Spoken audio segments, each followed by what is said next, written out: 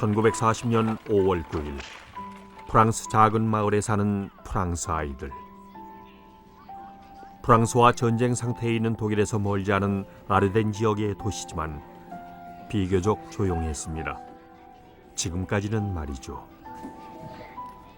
그래서 아이들은 남학신을 나란히 정리하고 선생님은 오늘은 평화를 기원하는 새 노래를 배울 거예요 라고 말합니다. 빙글빙글빙글 인형들이 돕니다. 이것이 마지막 수업이었습니다.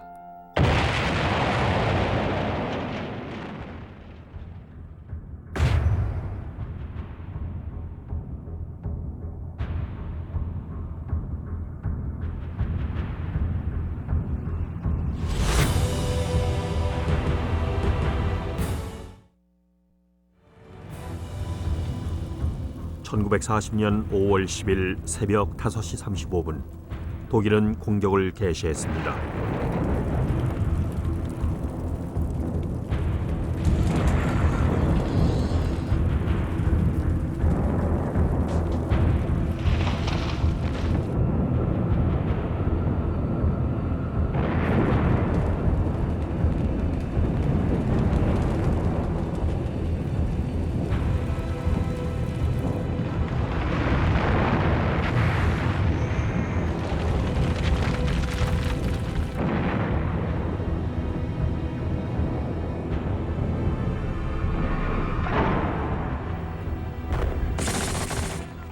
독일 공수부대가 네덜란드에 낙하합니다. 이는 300만 침략군의 최선봉 전초부대죠. 독일군은 벨기에로 진군합니다. 히틀러의 미끼였죠. 독일은 1914년에 했던 것처럼 중립국 벨기에를 통해 프랑스를 공격하는 척합니다. 연합군 사령관인 프랑스의 가물랭 장군은 자신만만했죠. 모든 준비는 끝났습니다. 전투 없는 전쟁 중 만반의 대비를 해놓았죠.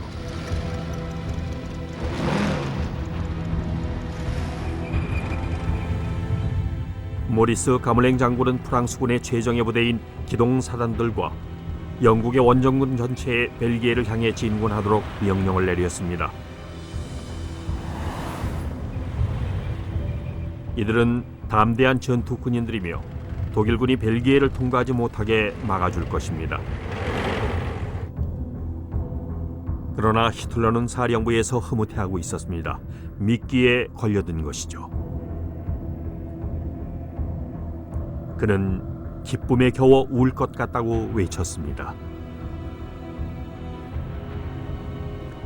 히틀러는 공군을 지휘하는 괴링 총사령관에게 프랑스군을 폭격하지 말고 벨기에 영토 깊숙이 진군하게 두라고 합니다. 그리고는 배후에서 공격을 하죠. 진짜 침략군은 아르덴 숲을 통과할 것입니다. 프랑스 최고 사령부는 어떤 탱크도 숲이 우거진 언덕을 통과할 수 없다고 단언했습니다. 하지만 독일의 앞길을 막은 것은 교통 정체뿐이었습니다.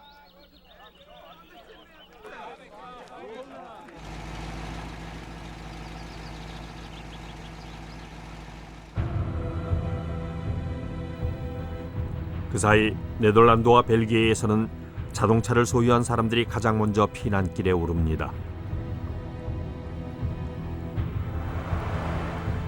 모두가 의심을 받았고 나치 스파이들을 칭하는 소위 제호연은 두려움의 대상이었습니다. 독일군은 특별 훈련을 받은 공수부대로 벨기에를 침공하며 양동작전을 계속 이어나갑니다. 공병들은 폴란드 전투에서 힘차게 노래를 불렀습니다. 여자들은 기다려야만 한다네 동지들, 이젠 떠날 시간이다 동지들. 5월 11일 동틀녘 독일군은 벨기에 영토로 낙하합니다. 목표는 벨기에 방어 시스템의 주축인 알베르 운하의 에방에마을 요새를 점령하는 것이었습니다. 절대 침투가 불가능하다는 곳이죠.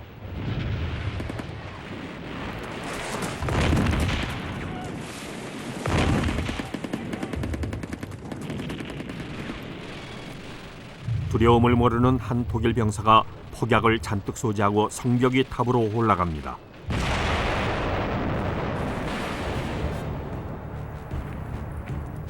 점령군은 벨기에의 열쇠인 에방해마을 요새의 폐허를 뚫고 전진했습니다. 이런 모습들이 널리 퍼지며 독일군의 불패 신화를 만들어낸 것이죠. 요새가 함락되자 사람들은 앞다투어 파리로 향하는 마지막 열차에 올랐습니다.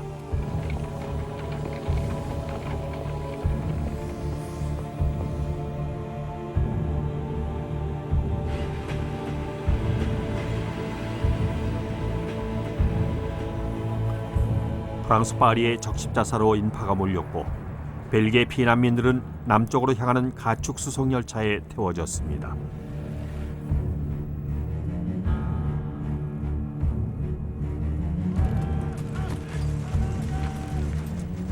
독일군이 리에주에 들어서자 빠른 속도로 공포가 확산됩니다.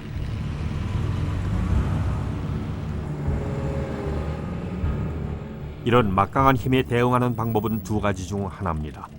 순순히 복종하거나 달아나거나죠.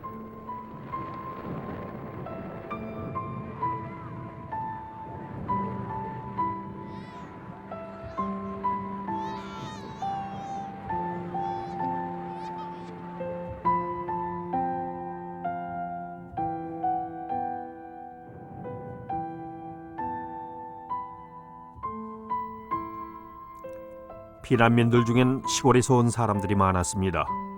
역사적으로 볼 때 농부들은 작물과 가축을 버리고 떠날 수가 없었기 때문에 항상 가장 뒤늦게 피난길에 올랐습니다. 위대한 벨기에 시인 에밀 베르헤레는 이렇게 썼습니다. 이 사람들은 아무것도 갖지 못했고 이들 앞에 놓인 것이라곤 끝없이 눈앞에 펼쳐진 도로뿐. 들판에서 일하는 사람들, 이 주변 사람들에겐 끝없는 불운과 불행밖에 없다.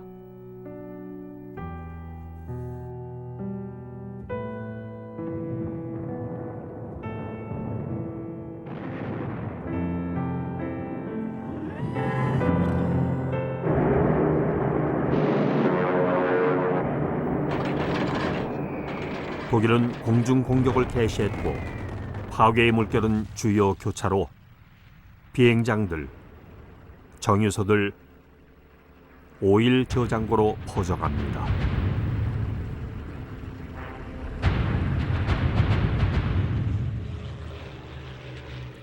북부와 동부 프랑스 도시들이 폭격을 당합니다.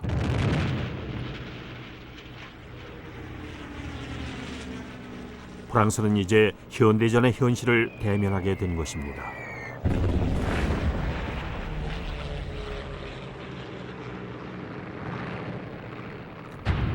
네덜란드에서는 로테르담 항구가 불에 탔습니다. 바르샤바에서도 했던 독일의 기습 폭격 작전에 당한 것이죠. 하지만 이번엔 이미 항복을 한 도시를 폭격한 겁니다. 히틀러의 또 다른 전쟁 범죄죠. 런던에선 윈스턴 처칠이 수상이 됐고 첫 취임 연설에서 어떤 상황에서든 계속해 싸우겠다는 각오를 밝혔습니다. I will say, without a doubt, that the fate of Holland and Belgium, like that of Poland, Czechoslovakia and Austria, will be decided by the victory of the British Empire and the French Republic. 그러나 프랑스에서 사태는 갑자기 암울하게 변했습니다. 독일군이 아르덴을 휩쓴 후에 메즈강에 위치한 프랑스 방어선을 향해 전진한 것입니다. 단 3일 만이었죠.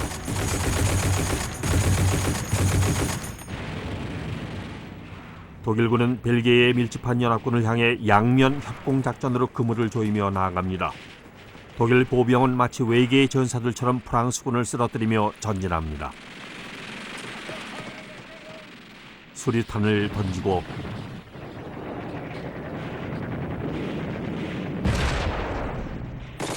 기관총을 쏘아대며 소매를 걷어붙이고 단 하루 만에 도시를 함락시켰죠.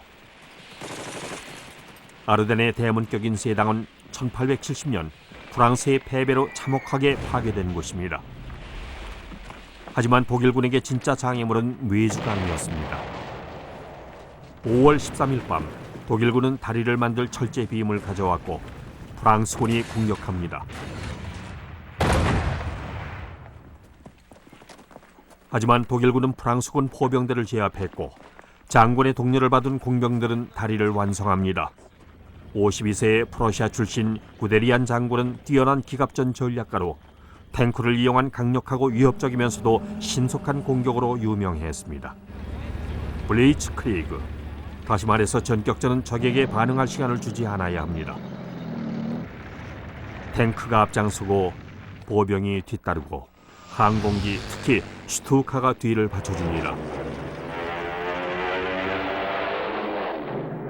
사이렌이 장착된 급강하 폭격기 슈투카를 조종하는 파일럿들은 급강하 시의 막강한 압력을 견디며 마지막 순간 정확하게 폭탄을 투하합니다.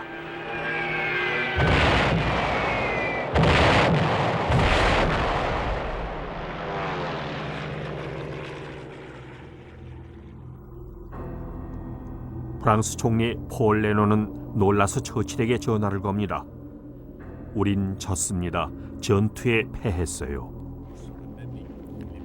프랑스 장군들 역시 어떻게 대응할지 몰라 당황하고 있었습니다. 연합군은 벨기에에서 발이 묶여 있으니 어떻게 독일군의 진격을 막을 수 있을까요?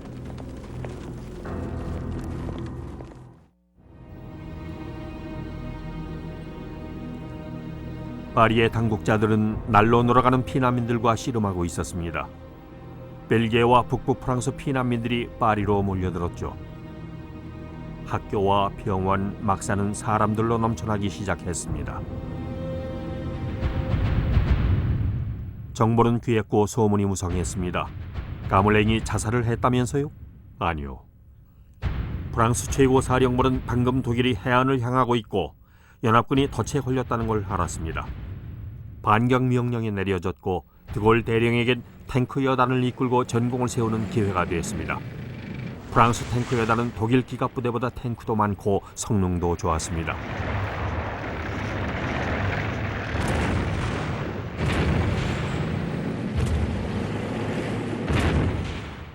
하지만 공군 증원군이나 항공 지원이 없는 프랑스 탱크들은 슈투카의 사냥감이 되었습니다.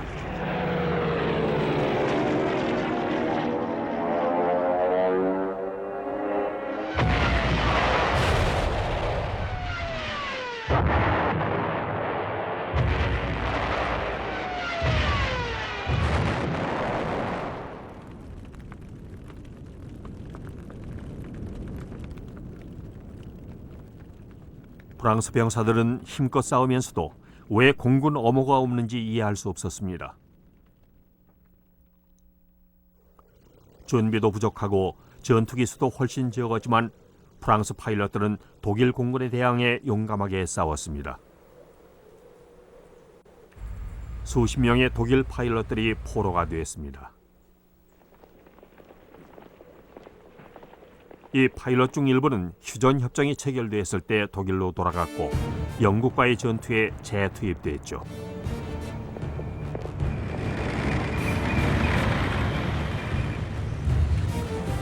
독일군의 탱크는 프랑스 북부의 마을과 도시들을 빠르게 통과했습니다.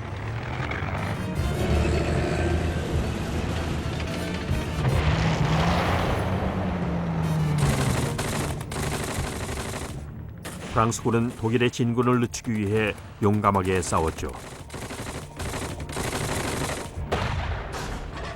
독일군은 모든 국지적 저항을 물리쳤습니다.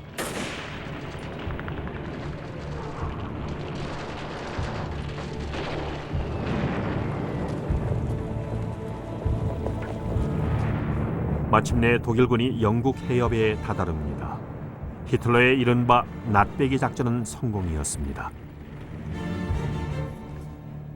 영국에서 온 원정 부대와 벨기에군 그리고 프랑스군은 모두 포위되었습니다.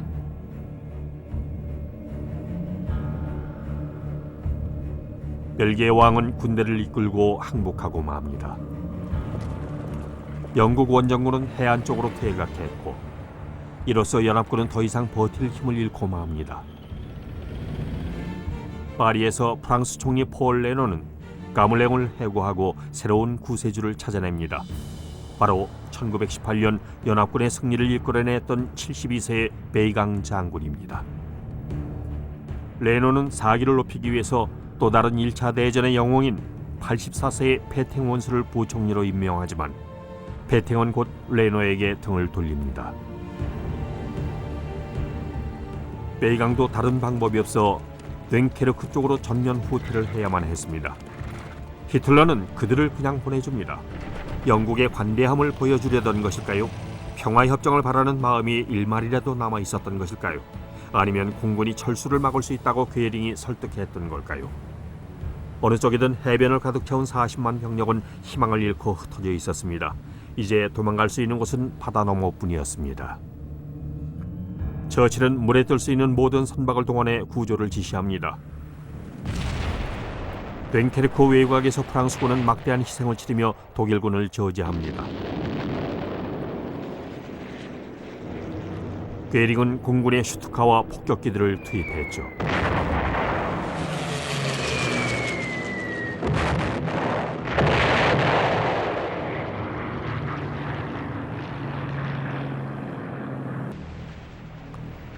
영국군 21만 8천 명과 프랑스군 12만 명의 철수작전은 성공적으로 치러졌습니다.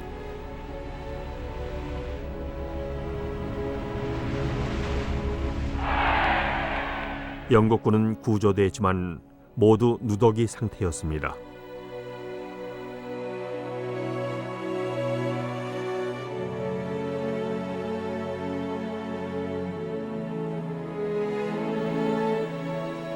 프랑스군은 조국을 구하기 위해서 프랑스로 다시 돌아가게 될 겁니다.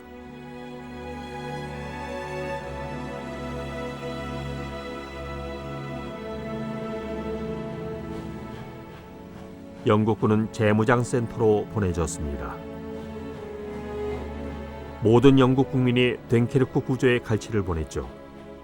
하지만 처칠은 흥분을 가라앉힙니다. 그는 분명하게 말합니다. 전쟁은 철수로 이길 수 없는 것입니다. 그렇지만 1940년 6월 초 며칠 사이에 됴케르크 정신이 탄생했습니다. 영국인들은 이제 전쟁의 무자비함과 적국 나치 독일의 파괴력을 실감합니다. 가벼운 마음과 유머는 사라지고 전국의 무장화를 위해서 매진하기 시작했죠. 6월 4일 국내 패배주의자들과도 싸움을 해야 했던 처칠이 입을 열었습니다. 잊을 수 없는 호조였습니다. 우리는 해변에서, 상륙지점에서, 들판에서, 거리에서, 언덕에서 싸울 것입니다. 결코 항복하지 않을 겁니다.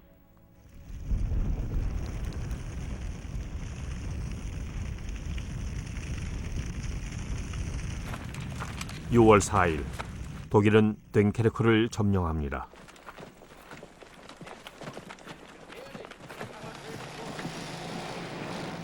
엄청난 전리품이 기다리고 있었고 독일군의 선전부대가 요란하게 촬영을 합니다. 영국군은 거의 모든 장비들을 그냥 남겨둔 채 철수했습니다.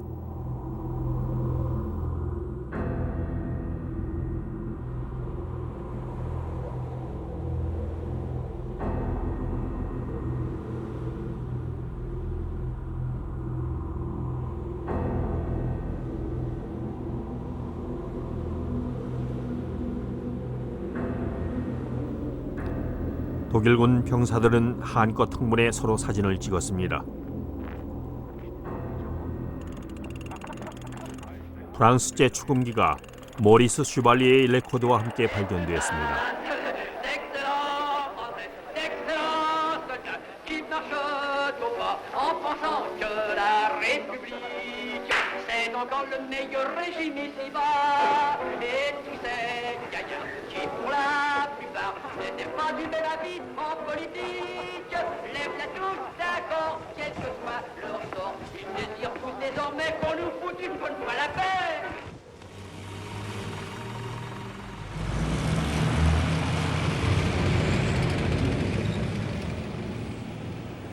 공격은 계속 이어졌고 프랑스는 무너집니다.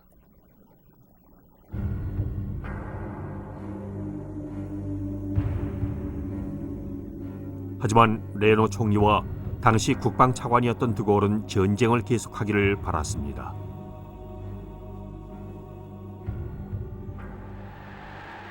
로마에서 이탈리아 독재자 무솔리니 일두체가 국민들을 향해 발표합니다. dichiarazione di guerra è già stata consegnata agli ambasciatori di Gran Bretagna e di Francia. 무솔리니는 론 계곡과 마르세유를 비롯해 코르시카와 튀니지의 무장 해제 등을 자기 몫의 전리품으로 얻을 욕심이었습니다. 프랑스는 배신당했다고 했죠. 무솔리니의 공격은 프랑스 산악사단에 막힙니다. 롬멜 장군의 군대가 노르망디로부터 달려와 루앙에 입성하죠.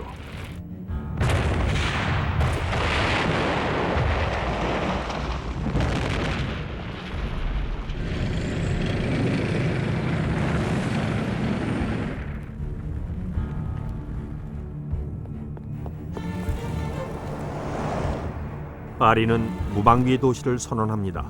다시 말해서 바르샤바나 로테르담처럼 파괴당하지 않기 위해 그냥 넘겨주겠다는 겁니다.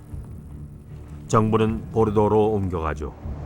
독일군이 다가왔습니다. 1870년 프로시아군처럼 죽이고 강간한다는 소문이 무성했죠. 정부로부터 버림받은 파리 시민들은 달아났고 프랑스 전체가 피난길에 올랐습니다. 마치 출애굽기에 비견할 만했습니다. 대탈출. 수백만 프랑스인들이 마지막 보루인 루아르로 몰려들었습니다. 하지만 슈투카에 맞설 만큼 강한 보루는 어디에도 없었죠.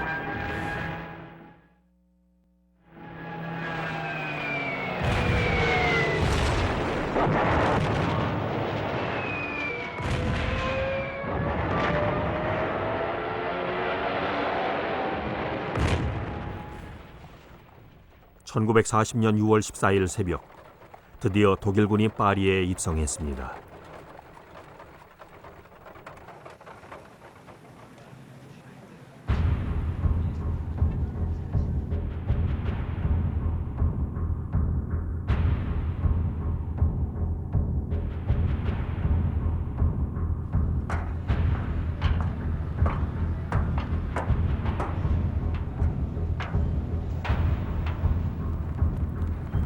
나치의 만자무늬 깃발이 파리 전역에 휘날립니다.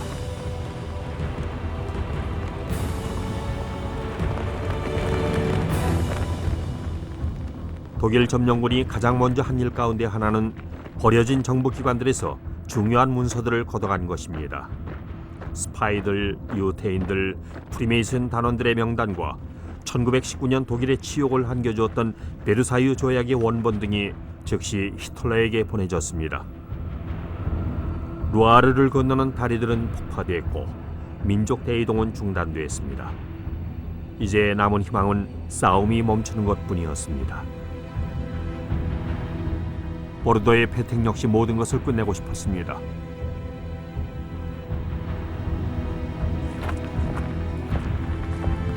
독일은 사정없이 남쪽으로 전진했습니다. 한때는 막강한 군대로 알려졌던 프랑스 육군은 엉망이 됐습니다. 하지만 당시 사람들이 생각했던 것보다 훨씬 잘 싸웠습니다. 한 달 만에 10만 명의 프랑스군이 전사했는데 이는 전쟁 사상 가장 치열했던 1차 대전 때보다도 훨씬 많은 숫자였습니다.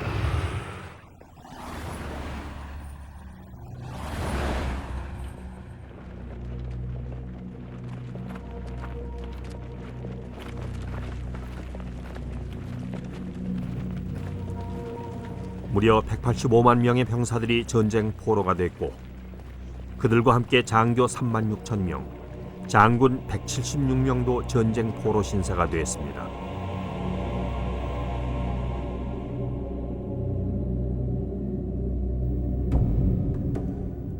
포로들 중엔 프랑스 식민지군의 아프리카 병사들도 많았습니다. 독일군 아마추어 영화 제작자가 그들을 찍으며 자기 만족을 느낍니다. 굶주린 병사들이 염소를 죽입니다.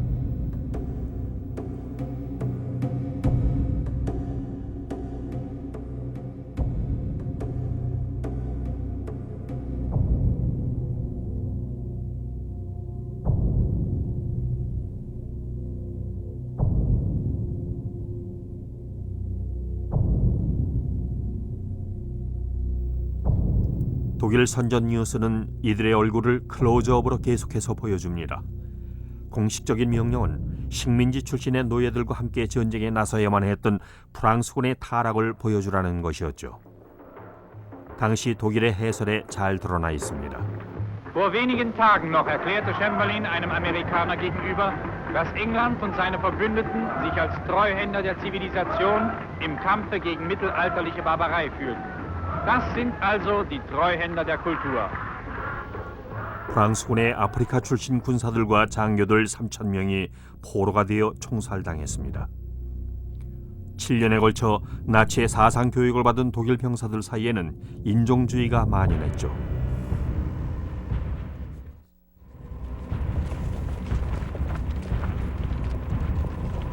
이제 프랑스의 운명을 결정짓는 일이 차례로 일어납니다. 먼저 1940년 6월 16일 레노가 보르도 강요회의 책략에 말려서 전격적으로 사임을 합니다.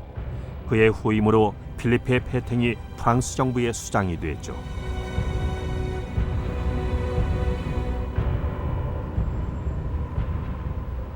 바스티유 광장. 파리에 남은 시민들은 페탱 총리의 말에 귀를 기울입니다. 베르동 전투의 영웅은 휴전을 하겠다고 발표합니다. De mettre fin aux hostilités. J'ai pris cette décision dure au cœur d'un soldat parce que la situation militaire l'imposait.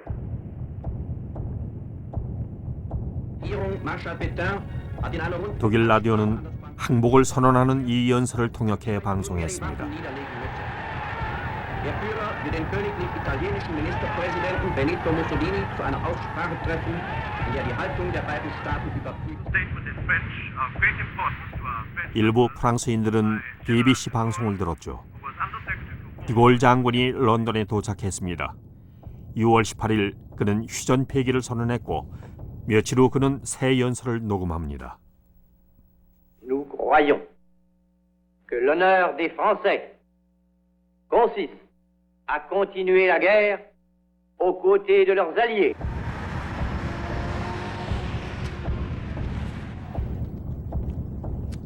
히틀러는 모스크바로부터 축하의 전보를 받습니다.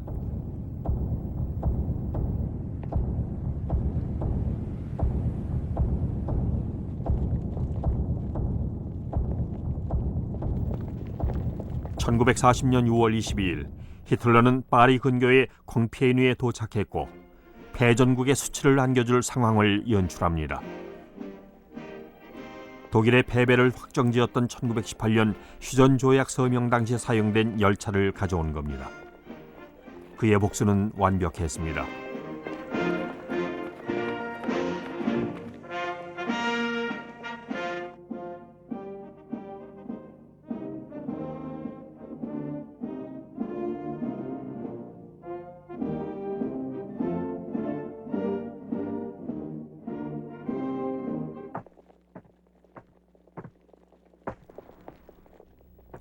헌징거 장군이 프랑스 사절단을 대표합니다.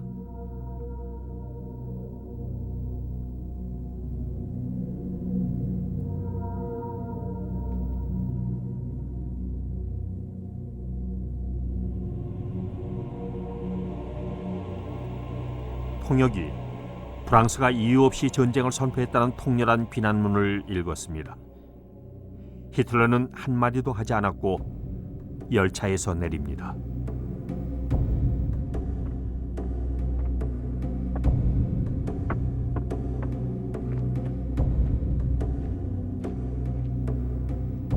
프랑스 대표단에게 휴전 조건이 전달됩니다. 그중 한 가지 조건은 프랑스로 도피해온 반나치주의 독일인들을 모두 넘겨준다는 것이었습니다. 헌징거는 협상해보려 하지만 독일은 거절합니다. 헌징거는 보르도의 정부로 전화를 걸었고 독일 비밀 경찰이 배강과의 대화를 녹음합니다. Oui, mon général, c'est figé. Mais mon général, c'est fait. Oui, mon général. C'est fait. Je vous remercie encore de la façon dont vous l'avez fait. Mon général, oui, enfin, vous me comprenez, vous? Oui, non, je vous comprends. 후에 히틀러는 열차를 베를린으로 가져가는데 제국의 운명에 다해갈 무렵 비밀 경찰의 명령에 다이너마이트로 폭파시켰죠. 1차 세계대전의 승리를 상징했던 프랑스의 기념물들은 곧 조롱의 대상으로 전락하고 맙니다. 50만 프랑스군이 전사한 베르덩은 20년의 세월이 흐른 후 이런 모습이 되었습니다.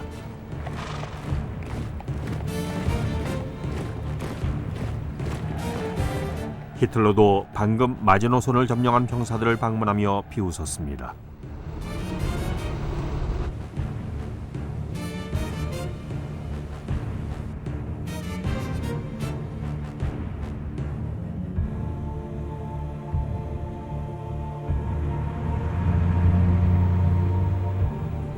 스트라스부르에 입성해 성당에 들어설 땐 보다 엄숙했습니다. 알사스와 로렌은 히틀러가 약속했던 대로 다시 독일 영토가 되었습니다. 프랑스 전쟁에서 얻은 전리품은 탱크 2,000대, 대포 5,000문, 소총 30만 정과 400만 발에 달하는 총알이었죠.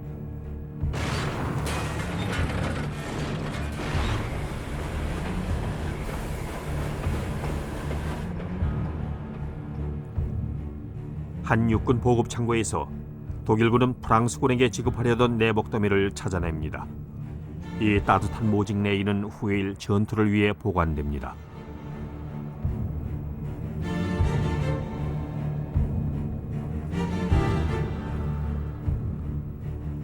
프랑스의 모든 공장, 항구, 그리고 모든 재산 역시 전리품이었죠. 전쟁을 선포한 것은 프랑스였으니 그 대가로 하루에 1억 달러에 해당하는 점령 비용을 부담해야 하는 것은 프랑스였습니다. 헌징거 장군은 휴전 조약의 실행을 담당할 위원회의 첫 회의에 참석하기 위해 독일로 갑니다.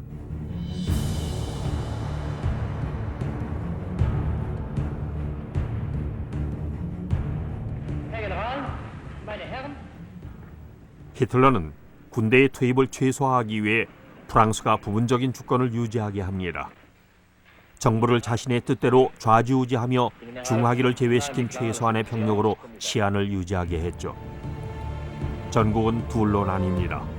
북부와 대서양 해안을 포함하는 점령 지역엔 모든 항구가 포함되어 있습니다.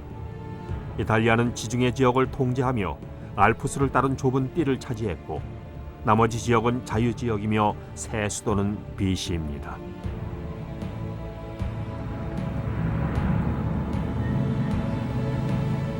이 작은 휴양 도시는 호텔이 많아서 선택된 것입니다. 7월 초 페탱 총리는 정부 부처들과 함께 호텔로 들어왔고 이곳의 분위기는 절망적이었습니다.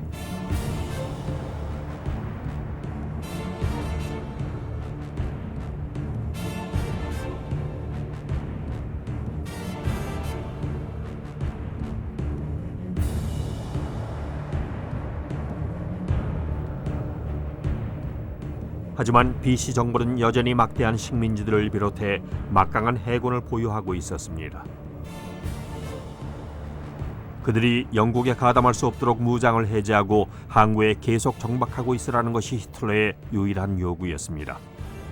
반대로 처칠은 선박들이 독일의 손아귀에 들어갈 것을 우려해 영국 해군에 명령을 내려 제압하게 합니다.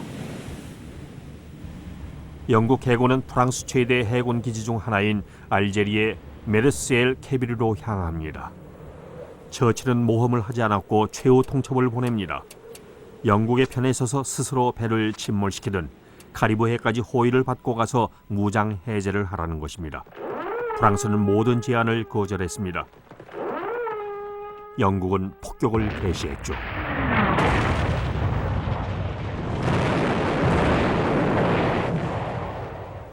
프랑스 전함 두 척이 심하게 부서졌고 브루타뉴호는 침몰했으며 1297명의 프랑스 해군이 전사했습니다. 영국 국민과 전 세계 그리고 다른 누구보다도 미국에 자신의 굳은 결의를 보여주기 위해서 처칠은 독일군의 영국 상륙을 도와줄 수 있는 옛 동맹국의 함대를 공격한 것입니다. 그리고 이틀이 지난 후 BC 정부는 영국과의 외교 단절을 선언합니다.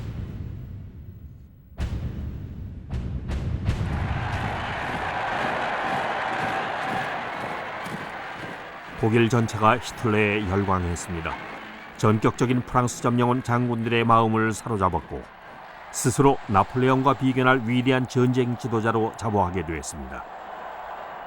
마치 황제처럼 누구도 감히 그의 말에 반박하지 못했습니다.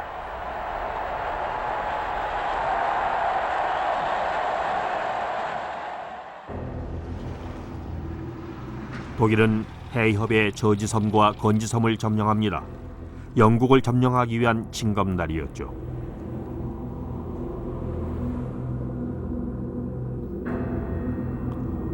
영국은 사소해 보이는 부분까지 준비하며 독일의 침공에 대비합니다.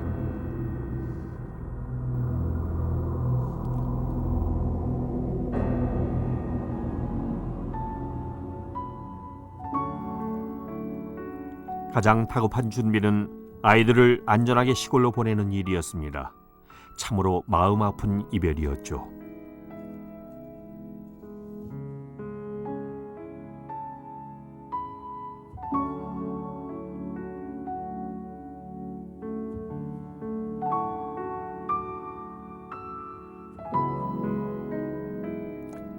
누나들과 어머니들, 할머니들은 전쟁 준비에 나섭니다. 여자들도 독일 낙하산 부대로부터 자신의 집을 지켜야만 했죠.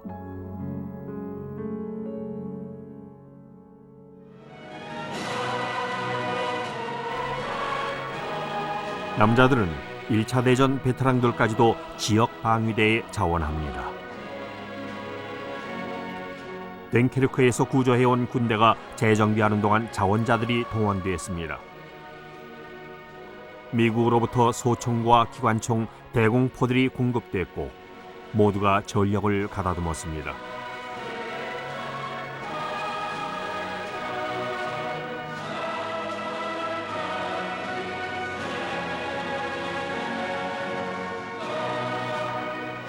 처칠은 영국 국민을 향해 가장 감동적인 연설을 했습니다. The battle of Britain is about to begin. Let us therefore brace ourselves to our duty. So bear ourselves that if the British Empire and its Commonwealth last for 1,000 years, men will still say, this was their finest hour.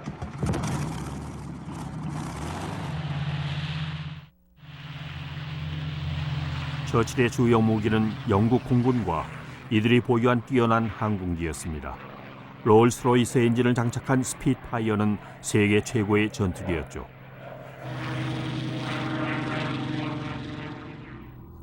영국은 또한 전자공학 분야에서 앞서 있었으며 처음으로 국토방위에 레이더를 사용하기 시작했습니다. 작전실의 레이더는 항공기를 감지하고 파일럿들에게 적의 위치를 알려주었죠.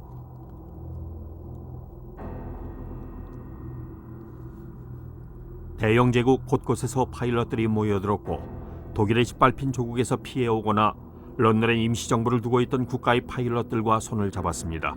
폴란드, 네덜란드, 체코슬로바키아였죠. 드골 장군 휘하의 첫 자유 프랑스군도 함께 했습니다. 영국 파일럿들 중엔 옥스퍼드와 케임브리지 대학생들이 많았는데 리처드 힐러리는 이렇게 썼습니다. 우린 장발의 아이들로 불렸습니다. 환멸에 빠진 응석바지였죠. 언론에서는 이기적이고 자기중심적인 우리를 잃어버린 세대라고 칭했습니다. 전쟁은 우리에게 영웅적인 행동을 요구하기보다는 우리가 자신을 증명할 기회를 주었죠. 우린 제멋대로 일지 모르지만 히틀러에 물든 젊은이들은 충분히 상대할 수 있었습니다.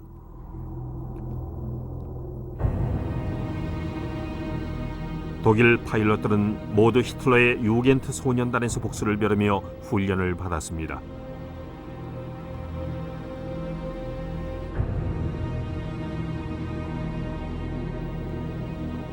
그들은 자신들이 무적이라고 생각했고 그들의 지도자 괴링은 정부 내에서 인기가 높았습니다.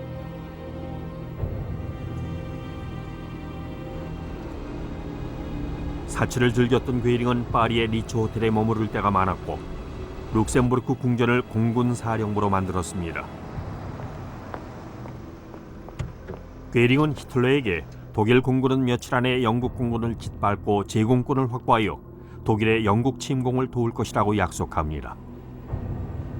독일 공군은 프랑스의 모든 비행장과 설비, 장비들을 마음대로 쓸 수 있었습니다. 독일 공군은 훈련이 잘 돼 있었죠. 트레이드 마크인 시거를 물고 스페인에서 공화당을 상대로 싸웠던 아돌프 갈란트. 프랑스전의 에이스인 베르너 멜더스도 있었죠. 그는 격추되어 포로가 되었다가 독일로 되돌려 보내진 파일럿 중 한 명으로 이제는 영국에 대한 항공 공격에 나선 것입니다.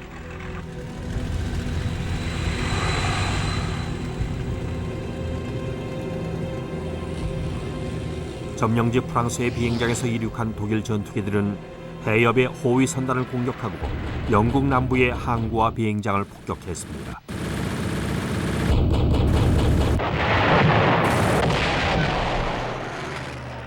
독일은 영국 전투기 500대를 격추시켰지만 독일 전투기 1000대의 희생이 있었습니다. 영국 파일럿들은 모두가 전력을 쏟아부으며 버텨냅니다.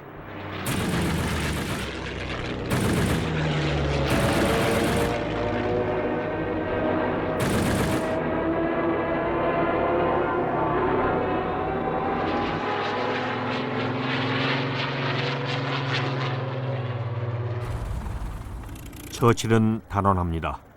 인류 분쟁의 장에서 이토록 많은 사람들이 이토록 소수에게 이토록 많은 빚을 진 적은 없었다. 히틀러는 영국 침략 계획을 보류하기로 합니다. 그에겐 첫 실패였죠. 그는 이제 야간 폭격에 좀 더 의지하기로 하면서 이렇게 말합니다. 모든 도시들이 파괴되면 영국은 항복할 것이다. 독일 폭격기가 코번트리, 런던 등 영국의 도시를 공격합니다. 매일 폭격이 이어지는 전격 작전이었습니다.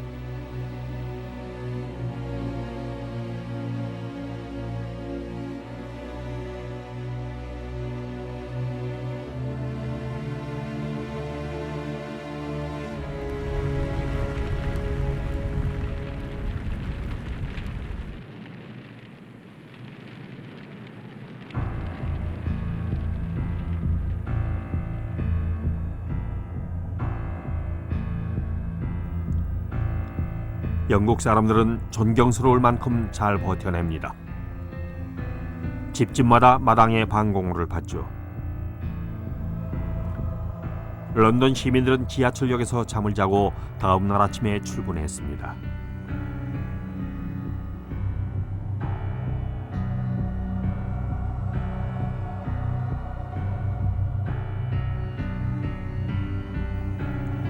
그들은 자신감이나 유머 감각을 절대 잃지 않았죠.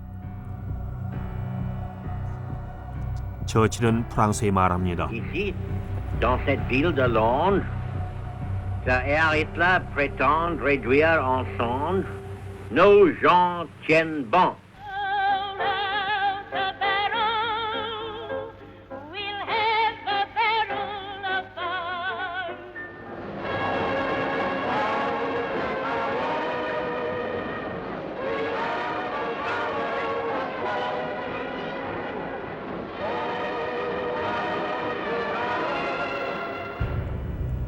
히틀러는 답답했습니다.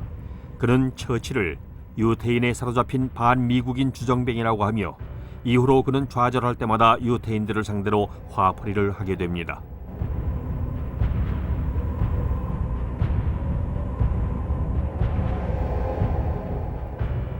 (1940년 10월 12일) 속죄의 날에 바르샤바의 유태인들은 게토가 마련될 거라는 말을 듣습니다. 3m 높이의 벽에 세워져 50만 유태인들을 가두었습니다. 남자, 여자, 아이들, 노인들 모두가 추위와 배고픔, 빈곤으로 끔찍한 고통을 겪게 될 것입니다.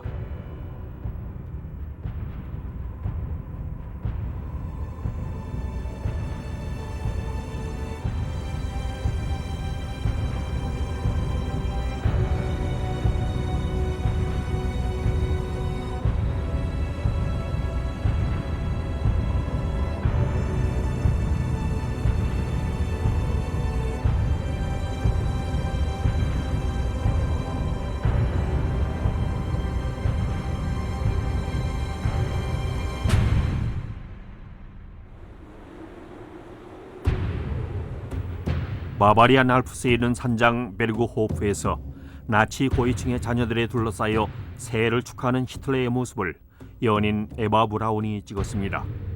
그는 또 하나의 계획을 갖고 큰 도박을 하려던 참이었죠.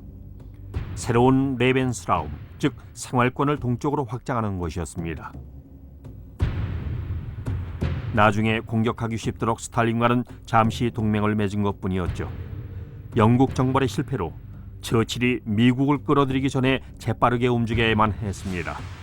이로써 전 세계가 불길에 휩싸입니다.